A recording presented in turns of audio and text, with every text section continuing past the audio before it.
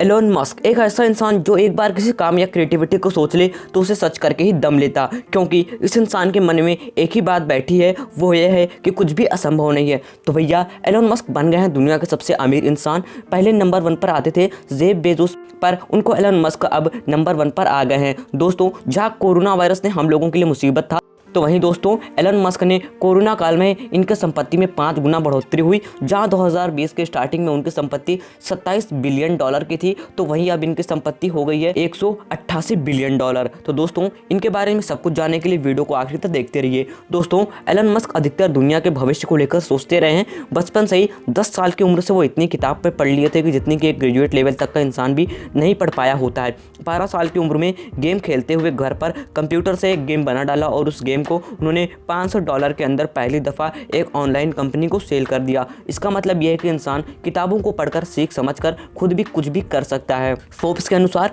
आज Elon Musk number 1 दुनिया के सबसे अमीर व्यक्ति हैं। एक बात वो हमेशा कहते हैं कि प्रॉब्लम सबसे बड़ी परेशानी नहीं, बल्कि उस प्रॉब्लम का सॉल्यूशन ढूंढना सबसे बड़ी परेशानी है। अपनी इस पॉजिटिव सोच और बुलंद हौसलों के चलते तथा असफलता से बिना डरे इस इंसान ने स्पेस एक्स नाम की एजेंसी बना दी। जो काम नासा नहीं कर पाया वो काम इस इंसान ने खूब सारी किताबें पढ़कर तथा इंटरनेट से तमाम जानकारियां इकट्ठे करके रीयूजेबल रॉकेट बनाकर रॉकेट की दुनिया में क्रांति ला दी। सदी में ऐसे एक्स्ट्रा ऑर्डिनरी क्रिएटिव माइंड तथा पॉजिटिव सोच वाले इंसान सिर्फ 3-4 ही पैदा होते हैं। और दोस्तों, मैं तो कहूँगा कि इस इंसान में एक ही पैदा हुआ है, वो है एलन मस्क। दोस्तों, रिस्क और सक्सेस को लेकर क्रिएटिव सोच वाले इंसान की सफलता और फेलियर की कहानी लोगों में बहुत प्रेरणा डालती है। एलन मस्क की पूरी कहानी रिस्क, फेलियर और सफलता इन तीनों पहलुओं के इर्द गिर्द घूमती नजर आती है। दोस्तों, किताबें पढ़कर उनमें से नई नई जानकारियां न सिर्फ इनकी हैबिट्स और दिलचस्पी थी, बल्कि आगे चलकर किताबें पढ़ना इनका जुनून बन गया और इन्हीं किताबों के ज्ञान की मदद से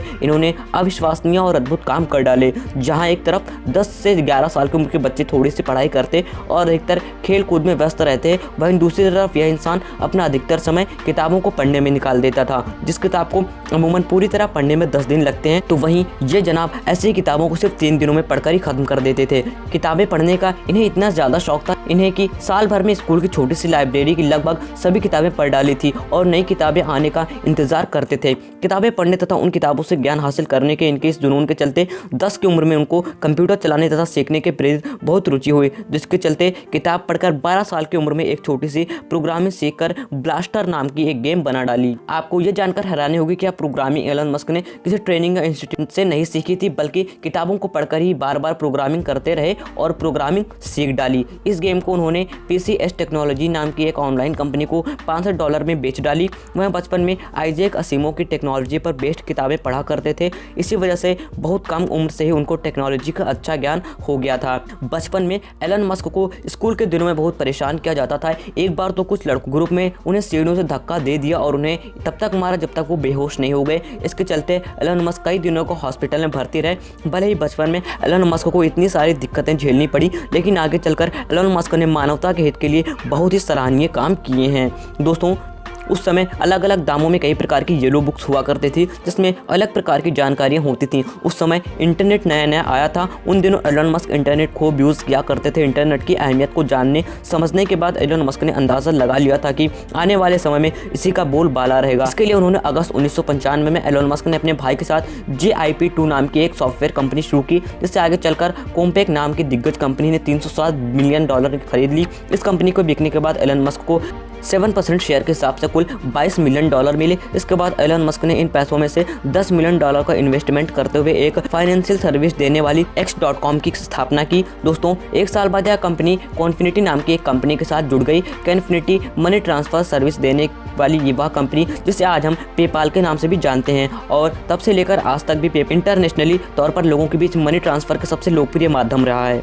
इसके बाद 2002 में eBay नाम की एक बहुत बड़ी ऑनलाइन शॉपिंग कंपनी ने इसे $15 बिलियन की एक अविश्वसनीय रकम देकर खरीद लिया। दोस्तों, इसमें एलन मस्क को $165 मिलियन मिले। एलन मस्क पेपाल में सबसे बड़े शेयर होल्डर थे। मानवता के हित के लिए एक विजनरी सोच रखने वाले एलन मस्क धरती पर बढ़ते पॉल्यूशन और गर्मी की वजह से वह समझ गए थे कि मानव का भविष्य खतरे में है। जिस हिसाब से दुनिया भर में पॉपुलेशन तेजी से बढ़ रही है, उस हिसाब से धरती पर सीमित संसाधन तेजी से खत्म भी हो रहे हैं। साथ साथ बेरोजगारी भी आने वाले समय में बहुत बढ़ जाएगी और जल्दी चारों तरफ तबाही का मंजर रहेगा। इस सोच के चलते उन्होंने ठान लिया कि मैं मंगल पर मानव सभ्यता की शुरुआत करूंगा। ग्रीन हाउस इफेक्ट के जरिए मंगल ग्रह पर खेती करना तथा मानव सभ्यता का विकास करना जैसे अपनी ताती महत्वाकांक्षी योजनाओं को रियलिटी में बदलने के लिए एक छोटा सा एक्सपेरिमेंट करना चाहते थे। इस तरह मंगल तक लोगों को ले जाने के लिए वह 2001 से ही इस पर काम कर रहे हैं। इसके साथ धरती से मंगल तक अनुमानित पेलोड ले जाने के लिए light refurbished Indian continental ballistic missiles की ज़रूरत थी, जिसे खरीदने के लिए वह मास्को पहुंच गए। वहां एक रॉकेट बनाने वाली कंपनी के पास गए। वहां पर इन मिसाइल और रॉकेट का दाम $8 मिलियन बताया गया। बहुत बार्गेनिंग के बाद भी रेट कम नहीं किया। एलोन मस्क वहां से निराश होकर वापस आ गए